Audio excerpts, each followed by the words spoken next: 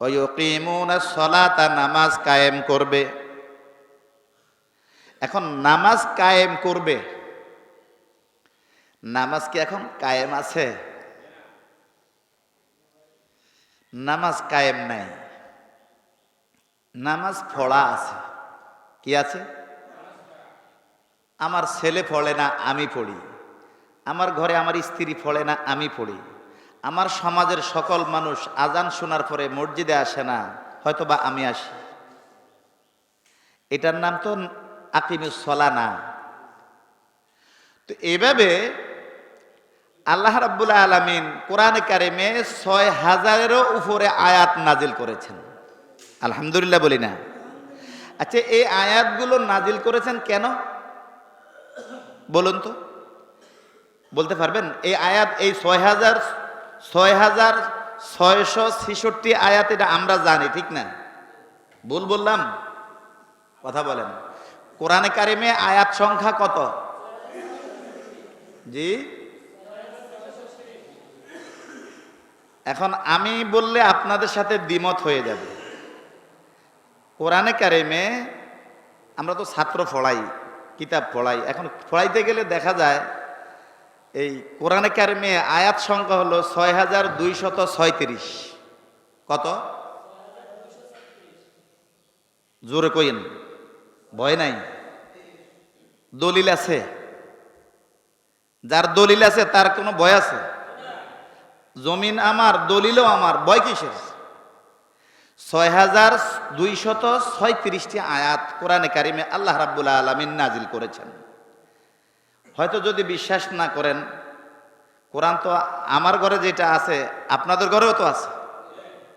আপনাদের ঘরে কোরআনের যেই সূরা বাকারার মধ্যে ২৮৬ আয়াত, এটা সূরার প্রথমেও আছে, শেষেও আছে। ১১৪টা সূরা। আপনারা আয়াতগুলো একটা কাগজ কলম নিয়ে, ক্যালকুলেটর নিয়ে বসবেন, দেখবেন পেয়ে যাবেন ৬,২৩৬। হয়তো আশ্চর্য লাগছে আপনাদের কাছে শুনে, এটা আশ্চর্যের কিচ্ছু না। কালিমা কয়টা পড়ি আমরা? কথা কয় না, ভয় নাই। কালিমা আমরা কই ৫ কালিমা, ঠিক না? এখন যদি আমরা গণি ফড়ি, কয়টা ফড়েন? এখন ঘটনা হলো কি, আমাদের কথায় আর কাজে মিল নেই। কালিমা মোটে হলো ৬০টা, কিন্তু আমরা ফড়ি ৬টা, আরো একটা আছে ৬০টা, যেটাকে কলমায় রুদ্দি কুফুর বলে। তো এখন আসলে মূল কথা, এই জন্য কথাটা বলছি যে আমরা অনেক কিছু জানি না, তালে তাল মিলিয়ে চলি, তালে তাল দিয়ে চলি। আপনারা গুনবেন, কিন্তু আপনাদের ঘরে যে কোরআন শরীফ আছে, এই কোরআনের মধ্যে আয়াত কতটা আছে, কোন সূরায় কত আয়াত আছে, লেখা আছে সূরার প্রথমে এবং শেষে, আয়াতের শেষ। ক্যালকুলেটর নিয়ে বসলে আপনারা 10 মিনিট সময় লাগবে। আমি 3 বার গুনছি, এই একই সমান হয়েছে। তো এখন কথাটা কেন বলছি, কোরআনে কারিমে এই ৬,৬০০ হোক আর ২০০ হোক, যাই হোক তা কেন, এই আয়াতে কালিমাগুলো আমাদের জন্যই তো পাঠিয়েছেন, মানব জাতির জন্য পাঠিয়েছেন না? এখন আমরা কয়টা আয়াতের আইন মানি? আকিমিস সালাতা ওয়া আতুজ যাকাত, এরকম কয়েকটা আয়াত ধরেন। ইয়া আইয়ুহাল্লাযীনা আমানু কুতিবা আলাইকুমুস সিয়ামু কামা কুতিবা আলাল্লাযীনা মিন ক্বাবলিকুম।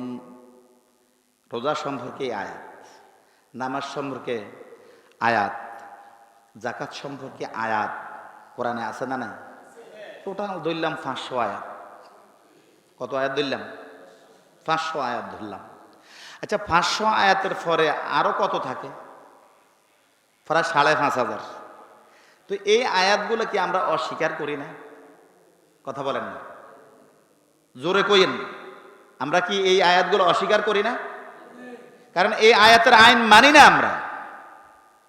কোরআন আছে কিন্তু কোরআনের আইন নাই। আমি যে আয়াতটুকু তেলাওয়াত করেছি, বিসমিল্লাহির রহমানির রহিম, ওয়াল্লাযীনা কাফারু ওয়া কাযযাবু বিআয়াতিনা উলাইকা আসহাবুন নার হুম ফিহা খালিদুন। সাদাকাল্লাহুল আলিয়্যুল আযীম। আয়াত যে তেলাওয়াত করেছি বুঝেছেন আপনারা? অর্থ বুঝেন? খুব খেয়াল দিয়ে শুনবেন। ওয়াল্লাযীনা কাফারু, ওয়াল্লাযীনা মানে যারা, কাফারু অস্বীকার করবে, ওয়া কাযযাবু যারা মিথ্যা প্রতিপন্ন করবে, এই কোরআনকে যারা অস্বীকার করবে, মানবে না, একটি আয়াতও মানবে না, অস্বীকার করবে। ওয়াল্লাযীনা কাফারু ওয়া কাযযাবু বিআয়াতিনা, আমার এই কোরআন থেকে যদি কেউ একটি আয়াতও অস্বীকার করে তাহলে সে কি থাকবে না? মুমিন থাকবে না, মুসলমানিতা থাকবে না। তাহলে তার স্থান হবে কোথায়? ওয়াল্লাযীনা কাফারু ওয়া কাযযাবু বিআয়াতিনা উলাইকা আসহাবুন নারি হুম ফিহা খালিদুন। তাদের স্থান হবে জাহান্নামীদের সাথে যদি কেউ একটি আয়াত অস্বীকার করে। কয়টি আয়াত? তাহলে আমরা অস্বীকার করি কত আয়াত? আমরা আরেকটা শব্দ জানি, কাদিয়ানি। কাদিয়ানি, কাদিয়ানিরা কি মুসলমান না কাফের? কথা বলেন না কেন? তারা নামাজ পড়ে, রোজা করে, হজ করে, যাকাত করে, সব কিছু করে। মা কানা মুহাম্মাদুন আবা আহাদিম মির রিজালিকুম ওয়ালাকিন রাসূলুল্লাহি ওয়া খাতামান নাবিয়্যিন ওয়া কানাল্লাহু বিকুল্লি শাইইন আলিমা। পুরা আয়াত পড়লাম কিন্তু অমান্য করেছে মাত্র খাতামুন। শব্দটা হলো কি? খতামুন। খতম শব্দের অর্থ হলো শেষ, সিল মারা। এখন খাতামুন নাবিয়্যিন অর্থাৎ নবীকে শেষ নবী মানে না তারা। খাতামুন, খ তা মিম নুন, কয়টা হরফ? এই 4টা হরফ অস্বীকার করার কারণে দুনিয়ার সকল মুসলমান তাদেরকে কাফের বলে আখ্যায়িত করেছে। 4টা অক্ষর, কয়টা? কিন্তু আমরা মুসলমান যারা আছি, আমরা যারা মুসলমান আছি, আমরা তো অসংখ্য আয়াত আমরা অস্বীকার করি।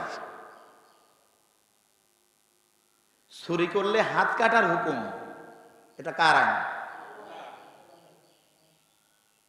এটা কি মানি? আইন আছে। জিনা করলে জিনার বাস্তবায়ন, তো আমরা যে বাস্তবায়ন করি না, করার চেষ্টাও করি না, আমাদেরকে জবাবদিহি করতে হবে কিনা? কার কাছে? কখন? মৃত্যুর পরে। মৃত্যুর পরে আমাদেরকে জবাবদিহি করতে হবে। ও বান্দারা, তোমাদেরকে আমি প্রত্যেককে আমি আমার প্রতিনিধি হিসাবে সৃষ্টি করেছি। আমার প্রতিনিধি হিসাবে তোমাদেরকে আমি প্রেরণ করেছি দুনিয়াতে।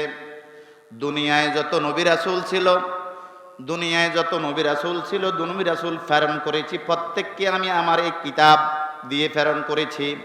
আমার কিতাবকে দুনিয়ার জমিনে মানুষের কাছে প্রচার করার জন্য, দাওয়াত দেওয়ার জন্য প্রেরণ করেছি।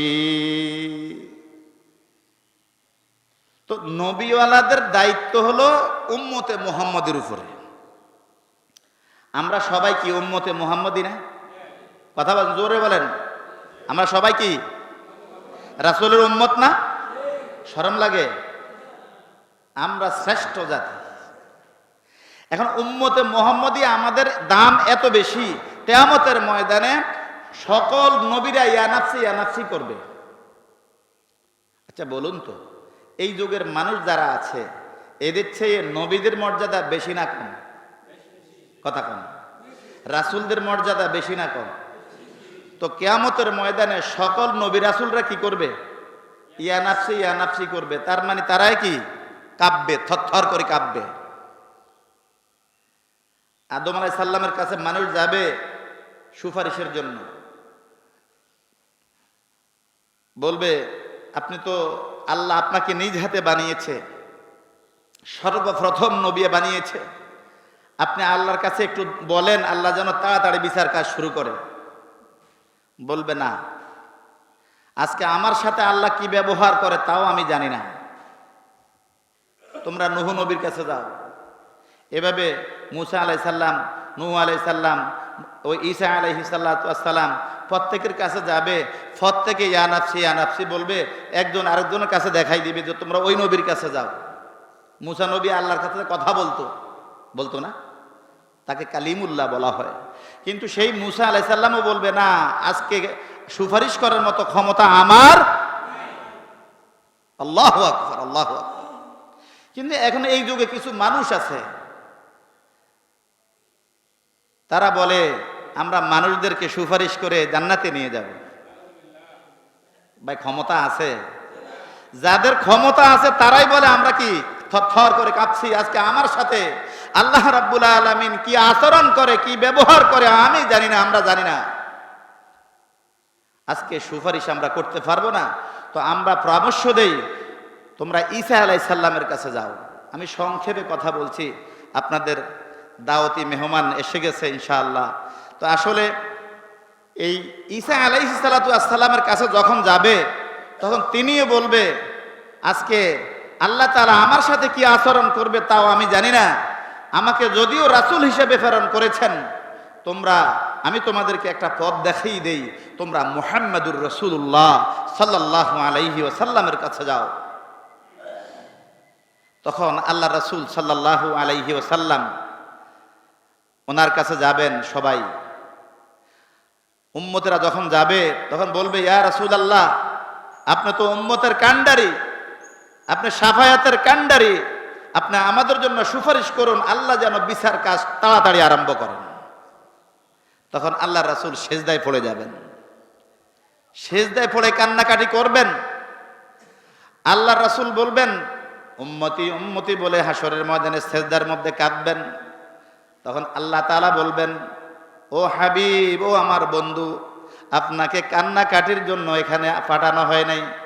কান্দাকাটি যা কিছু করেছেন দুনিয়ায় করেছেন, দুনিয়ায় আপনাকে অনেক কষ্ট দিয়েছি, অনেক চোখের পানি আপনার প্রবাহিত করেছেন, কিন্তু এখন আপনার কান্নার সময় নয়, এখন আপনার খুশির সময়। আপনি মাথা উঠান, আপনি মাথা উঠিয়ে আপনার যাকে খুশি তাকে শাফায়াত করে জান্নাতে নিয়ে যান। সুবহানাল্লাহ, সুবহানাল্লাহ। আমরা সেই নবীর উম্মত, আমরা শ্রেষ্ঠ নবী পেয়েছি, শ্রেষ্ঠ কোরআন পেয়েছি, শ্রেষ্ঠ ধর্ম পেয়েছি ইসলাম। আমরা কি শুকরিয়া আদায় করতে পারি না? সকলে একবার পড়ি আলহামদুলিল্লাহ। তো ভাইরা, যে জন্য আমি বলেছি যে আমরা মানুষ আর অমানুষ, পশু আর মানুষ, এই দুইয়ের মধ্যে আমাদের পার্থক্য হলো, আমরা যখন টয়লেটে যাব, টয়লেটে যাওয়ার সময়ে আমরা কি করব? বাম পাও আগে দিয়ে টয়লেটের ভিতরে ঢুকে আমরা ঢুকার সময় একটা দোয়া পড়ব, আল্লাহুম্মা ইন্নী আউযু বিকা মিনাল খুবসি। সবাই পারিত? পারেন? সবাই পারে না, আমি জানি সবাই পারে না। জানাজায় নামাজে যান, জানাজার নামাজ পড়েন তো আপনারা? তো জানাজার নামাজ কয় তাকবীরে হয়? জোরে বলেন। 4 তাকবীরে হয়। প্রথম তাকবীরের পরে কি বলা হয়? জোরে কইেন। সানা। এই সানাটাও অনেকে পারে না, আমরা হতবাগা। তার মানে আমরা পশুর মতো, আমরা ওই যে আল্লাহ সূরা বাকারা নাজিল করেছে গরু গাবি, আমরা সেই পশুর মতো। তো সূরা, এই যে আপনি প্রথম তাকবীরে সানা পড়বেন, এই সানাটাও অনেকে পারে না। ওই নামাজের সানা, 5 ওয়াক্ত নামাজের সানা আর জানাজার সানার মধ্যে একটা লব্জ বেশ কম আছে, অজাল্লা সানা উকা, এই শব্দটা শুধু বেশ কম, আর বাকি সব নামাজের সানার মতো। এখন আমরা যখন জানাজা পড়াইতে যাই তখন বলে হুজুর আমাদেরকে একটু কই দেন না, জানাজার দোয়াটা একটু বলি দেন। আপনারা সবাই পারেন তো? আলহামদুলিল্লাহ পারেন তো? দ্বিতীয় তাকবীরে কি পড়া হয়? দুরূদ শরীফ পড়া হয়। তৃতীয় তাকবীরে দোয়া পড়া হয়। এই দোয়া শতকরা 5 জনেও পারে না। আমি আমার এই অবগত আছি, কারণ আমার জীবনটাই এইভাবে কাটাইছি মসজিদে। তো জানাজার নামাজের 3 নাম্বার তাকবীরে যেই দোয়াটা পড়া হয়, এই দোয়াটা কি ছোট? বড়, অনেক বড়, ঠিক না? অনেক বড়, অনেক বড়। এই দোয়াটা সবাই পারে না, এখানে অনেকে আছে পারে না।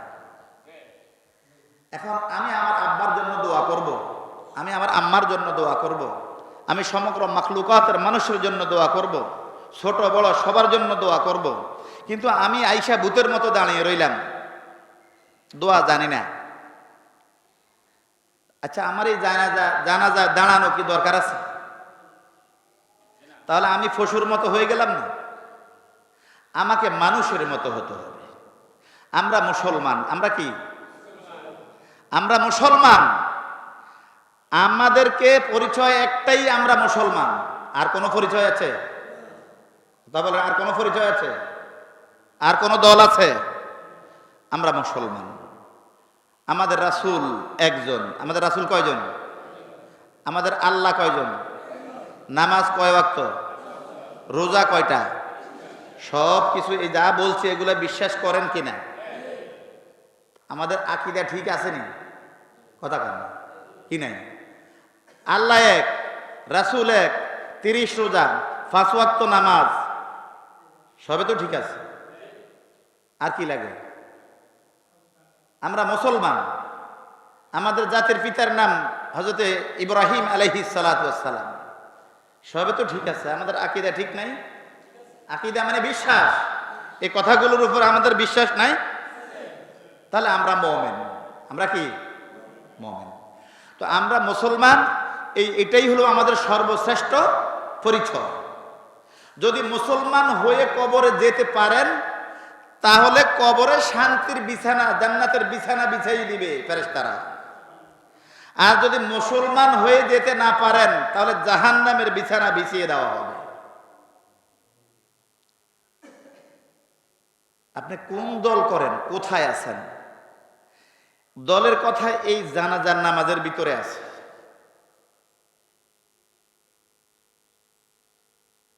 তিন নম্বর তাকবীরে আল্লাহুম্মা গফিরলি হাইয়িনা ওয়া মাইয়িতিনা ওয়া শাহিদিনা ওয়া গায়িবিনা ওয়া সগীরিনা ওয়া কাবীরিনা ওয়া যাকারিনা ওয়া উনসানা। আল্লাহুম্মা মান আহইয়াইতাহু মিন্না ফাআহইহি আলাল ইসলাম ওয়া মান তাওয়াফাইতাহু মিন্না ফাতাওয়াফাহু আলাল ঈমান। এখন আপনি যাহা বলবেন সেটা তো যদি বুঝতে হবে। আপনি কি বলছেন সেটা বুঝেন না, অতএব আপনার ইবাদতে ভালো লাগবে না। আপনি সূরা ফাতিহা পারেন, নামাজে পড়েন, সেটা আপনার কাছে মজা লাগবে। অন্যান্য সূরা পড়েন, অর্থ বুঝেন, আপনার কাছে মজা লাগবে। আপনি যদি অর্থ না বুঝেন, আপনার কাছে সব অমূল্যহীন, কোনো মূল্য নাই। মূল্য আছে? এখন আপনি যে বললেন আল্লাহুম্মা মান আহইয়াইতাহু মিন্না ফাআহইহি আলাল ইসলাম, ও আল্লাহ আমাকে যদি বাঁচাই রাখো, আমাকে যদি হায়াত দাও, যদি আমি বেঁচে থাকি, আল্লাহুম্মা মান আহইয়াইতাহু মিন্না, বুঝেন, হায়াত যদি থাকে, হায়াত যদি আল্লাহ আপনি আমাদেরকে দেন,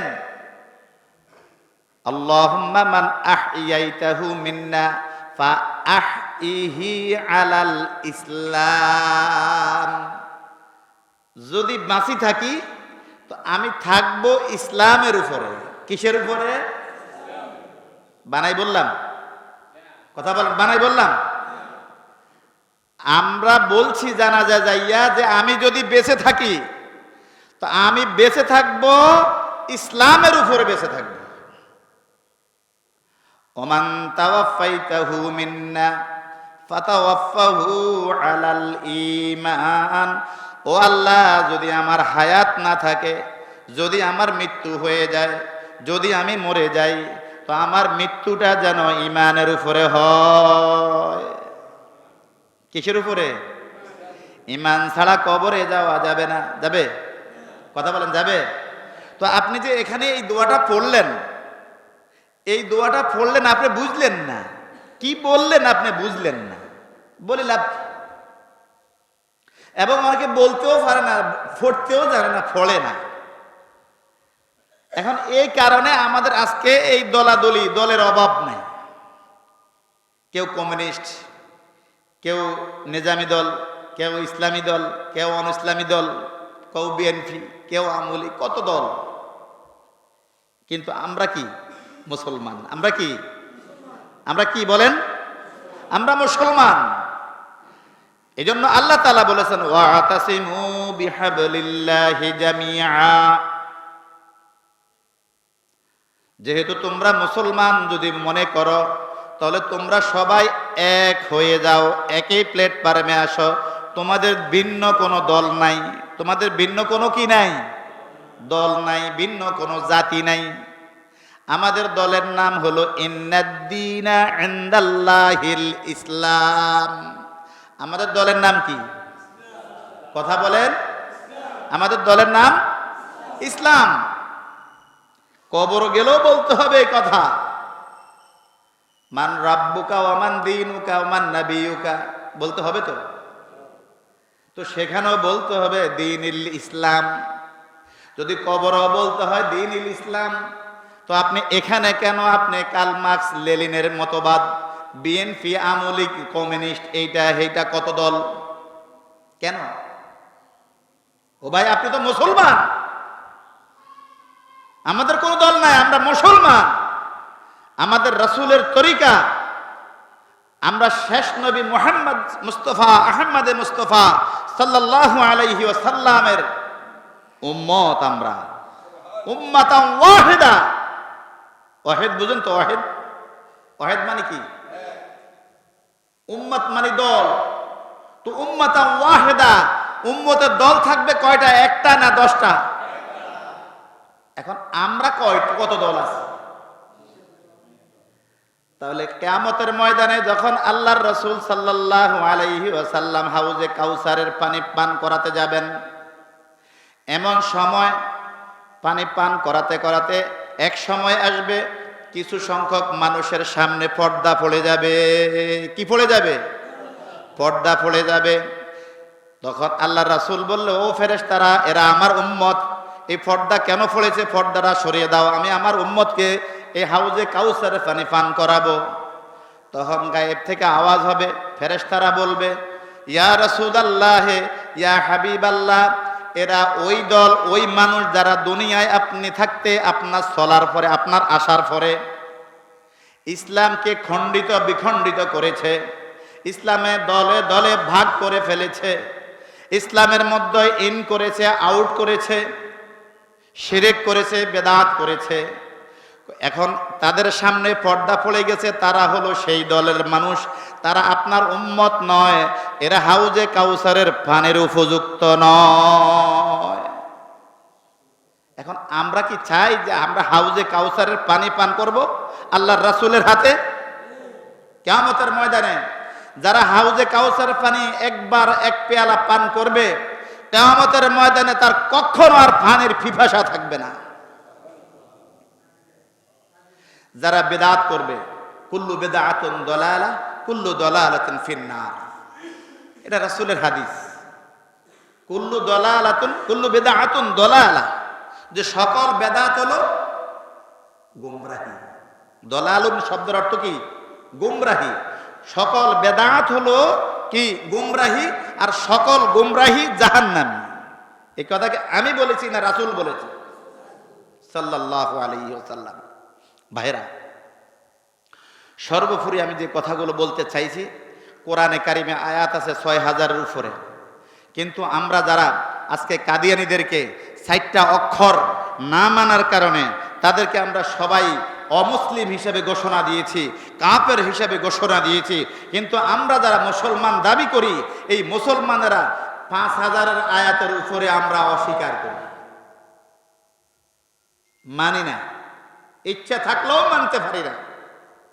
কোরআনের আইন বাস্তবায়ন হচ্ছে না। এই কোরআন আমাদের সংবিধান। এই কোরআন কি? কথা বলেন, এই কোরআন কি?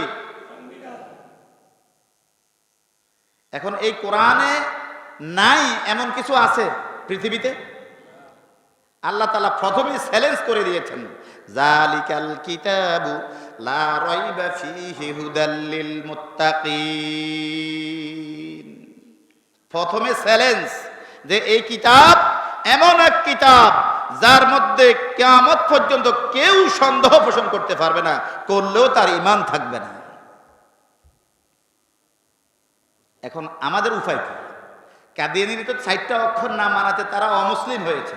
এখন আমরা যে কত আয়াত মানি না, কত আয়াত অস্বীকার করি, আমরা কি মুসলমান আছি? এই কথা কন, বলেন মুসলমান আছেন? আমরা মুসলমান আছি? ইচ্ছায় অনিচ্ছায় আমরা অনেকগুলো আয়াত আমরা অস্বীকার করি। যেটা আমি যে আয়াত তেলাওয়াত করেছি, ওয়াল্লাযীনা কাফারু ওয়া কাযযাবু বিআয়াতিনা উলাইকা আসহাবুন নারি হুম ফিহা খালিদুন। যে যারা একটি আয়াতও আমার এই কোরআন থেকে অস্বীকার করবে, অমান্য করবে, তাদের স্থান হবে জাহান্নামে। তাদের স্থান কোথায়? আচ্ছা, জাহান্নামে যাবে কারা? মুসলিম না কাফের? কথা বলেন, মুসলমান না কাফের? তো এখন যারা কাফের তারা জাহান্নামে যাবে। আল্লাহ তাআলা বলছে যারা আমার আয়াতকে অস্বীকার করবে তারা চিরস্থায়ী, খালিদুন শব্দ ব্যবহার করা হয়েছে, তারা আসহাবেন নার, অর্থাৎ যারা জাহান্নামের অধিবাসী, যারা তাদের সাথে চিরস্থায়ী তারা জাহান্নামে বসবাস করবে। নাউযুবিল্লাহ। আমরা কি চাই যে আমরা জাহান্নামে যাই? কথা বলেন, আপনারা সবাই জান্নাতে যেতে চান তো? হাত তুলুন একটু। আমরা সবাই কোরআনকে ভালোবাসি তো? কোরআনের আইন চাই তো? কোরআনের আইন এই দুনিয়ায় বাস্তবায়ন হোক, এটা চাই তো আমরা? যদি কোরআনের আইন বাস্তবায়ন হয়, এই দেশে চোর থাকবে, চুরি থাকবে, হাতলামান, চুরি থাকবে, ঘুষ থাকবে, জেনাকার থাকবে, ব্যভিচার থাকবে, কেউ থাকবে না। আপনি দরজা খুলে ঘুমাতে পারবেন না যদি কোরআনের আইন বাস্তবায়ন হয়। কোরআন যদি এই দেশে সংসদ ভবনে যায়, তাহলে এই কোরআন হবে আমাদের মুসলমানের কলিজা, কোরআন হবে এই মুসলমানের জান, জীবন, এই কোরআন হবে আমাদের সংবিধান। এই কোরআন ওখান থেকে আইন পাশ করবে, আর এই আইন মতো আমাদেরকে চলতে হবে।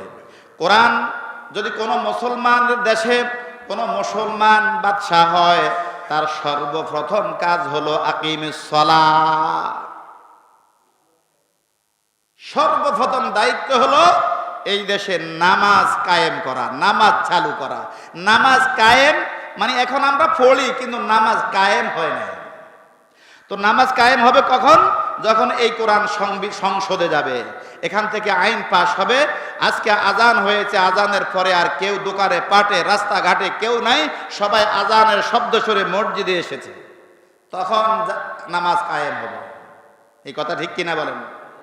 জবান আছে, আল্লাহ জবান যে দিছে, জবানের হক আদায় করেন। আমাদের চতুর্পাশে রহমতের ফেরেশতারা আছে না নাই? আছে না নাই? তাহলে এই যে কোরআনের কথাগুলোর সাথে আপনারা জবাব দিচ্ছেন, আমাদের কথাগুলো কি রেকর্ডিং হয় না? এই যে ক্যামেরা হচ্ছে, এরপরে আল্লাহর ফেরেশতারাও এই কথাগুলো, আমাদের এই আলোচনাগুলো রেকর্ডিং করছে। তো আমরা এই কোরআনকে বাস্তবায়ন করার জন্য আমরা সবাই রাজি আছি তো? রাজি থাকলে কি করতে হবে আমাদেরকে? আমরা সবাই প্রতিনিধি, প্রত্যেকের কাছে আমাদের এই কোরআনের দায়িত্ব, কোরআনের দাওয়াত ঘরে ঘরে মানুষের কাছে যে পৌঁছাতে হবে। যতক্ষণ পর্যন্ত এই কোরআনের দাওয়াত না দিবেন, ততক্ষণ পর্যন্ত কবর গেলে ফিট দেওয়া যাবে না। তার কারণ আপনি নিজেই বলেছেন আমি একজন আল্লাহর প্রতিনিধি। ওয়াইয ক্বালা রাব্বুকা লিল মালাইকাতি ইন্নী জাইলুন ফিল আরদি খলিফা। প্রত্যেকটা মানুষ একজন আল্লাহর খলিফা। খলিফা প্রতিনিধি বুঝেন তো, রিপ্রেজেন্টেটিভ বুঝেন তো।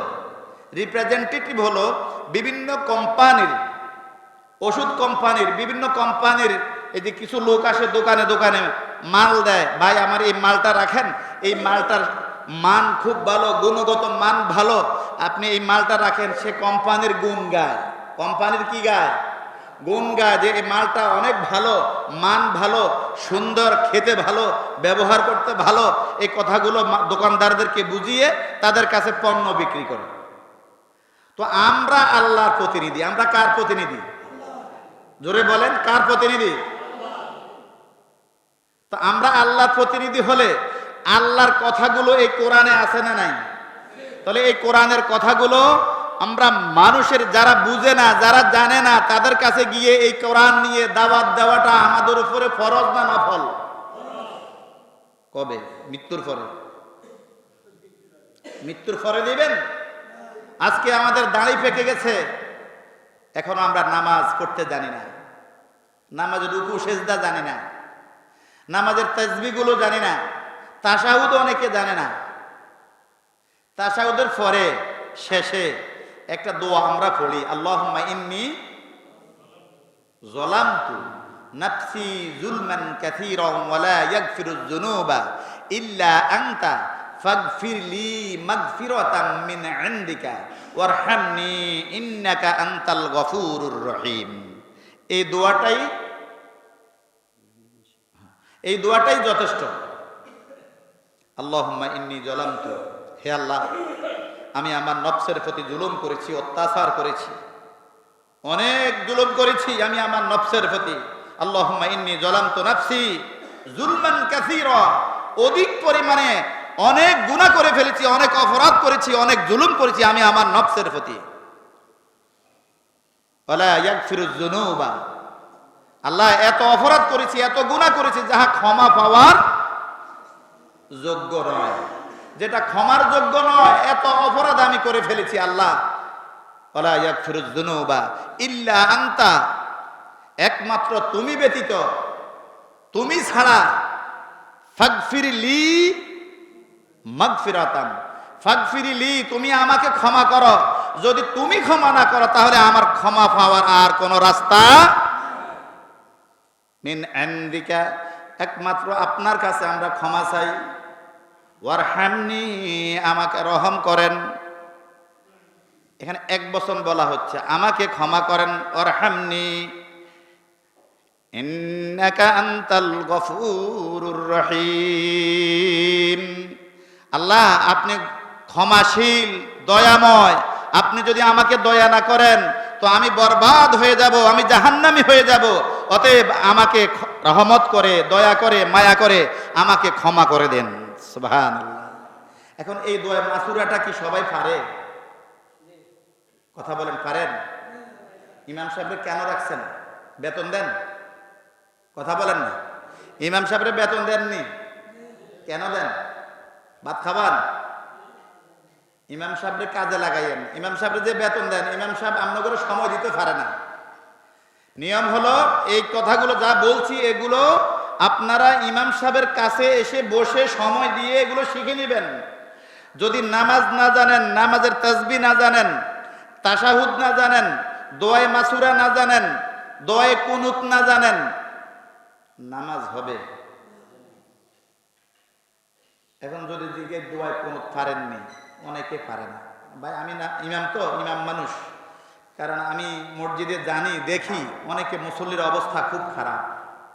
তো আমি আপনাদেরকে অনুরোধ করব, আপনারা যেই কোনো সময় পারেন, যে কোনো সময় পারেন, নিজেকে জাহান্নামের আগুন থেকে বাঁচানোর জন্য, নিজের নামাজটা আল্লাহর কাছে পৌঁছার জন্য অন্তত যে আলাম তারা থেকে নাস পর্যন্ত এই সূরাগুলো একটু সহি করবেন। রাজি আছেন তো? সূরা যদি সহি না হয় নামাজ কি হবে? নামাজ প্রথম শর্তের ভিতরে কেরাত সহি পড়া। নামাজ ভঙ্গের কারণের প্রথম কারণ হলো কেরাত অশুদ্ধ পড়া। এখন যদি সূরা কেরাত আপনি নামাজ পড়বেন, নামাজে সূরা কেরাত অশুদ্ধ হয়, তাহলে আপনার নামাজ কি হবে? বাতিল। তাহলে আপনারা এই রমজান মাসে হুজুরের কাছে ফজরের পরে বা রাত্রে এশার নামাজের পরে কোনো কাজ আছে? একটু সময় দিয়ে নিজেকে জাহান্নামের আগুন থেকে বাঁচানোর জন্য একটু সময় দিয়ে দোয়ায়ে মাসুরা, তাশাহুদ, দোয়ায়ে কুনুত এই সমস্ত জিনিসগুলো শিক্ষা করার জন্য হুজুরকে একটু হুজুর আপনিও সময় দিয়েন, কারণ এই মুসল্লিরা না কাল কিয়ামতের ময়দানে আপনার বিরুদ্ধে বিচার দিবে। আর আপনারা হুজুরকে যদি সম্মান করেন, হুজুর অন্য অন্য দিকে দৌড় না দিয়া আপনাদের পিছনে সময় নষ্ট করবে, আপনারা যেন জান্নাতি হতে পারেন সেই চেষ্টা করবে, কিন্তু আপনারা তো হুজুর দিকে তাকান লাগবে নাকি? হ্যাঁ, না তো হুজুর প্রাইভেট হওয়াতে দৌড় দিব। তো অতএব আপনারা এই রমজান মাস কোরআন নাজিলের মাস, এই রমজান মাস কিসের মাস? কোরআন নাজিলের মাস। অতএব আমি বলবো, যেহেতু আপনারা তাফসিরুল কোরআন মাহফিল দিয়েছেন, এই কোরআনের এই রমজান মাস দামি হয়েছে এই কোরআনের কারণে। এই রমজান মাসের দামি হয়েছে কোরআনের কারণে। আর এই মাসের মধ্যে একটি রাত্র আছে, সেই রাত্রি হলো লাইলাতুল কদর। সেই রাত্রি কি?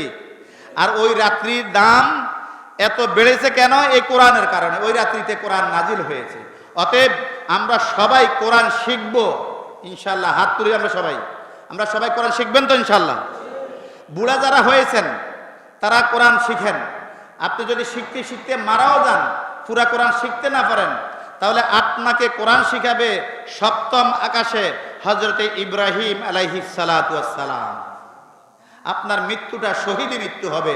অতএব আপনারা আজকে থেকে ইরাদা করেন যে আমরা কোরআন শরীফ শিখব। এই শিখাটা আল্লাহ তাআলা কোরআন শিখার জন্য কঠিন করেছেন না সহজ করে দিয়েছেন? আল্লাহ তাআলা কোরআনকে সহজ করে দিয়েছেন। আমি আর বেশি দীর্ঘায়িত না করে মেহমানকে ইনশাআল্লাহ, মেহমান যেহেতু এসে গেছেন, আমরা মেহমানের কাছ থেকে তাফসিরুল কোরআন মাহফিল শুনবেন। আল্লাহ তাআলা যেন আমাদেরকে শোনার এবং বুঝার তৌফিক দান করেন, বলেন আমিন। আকুলু কাউলি হাদা আস্তাগফিরুল্লাহ লি। আসসালামু আলাইকুম ওয়া রাহমাতুল্লাহি ওয়া বারাকাতুহু।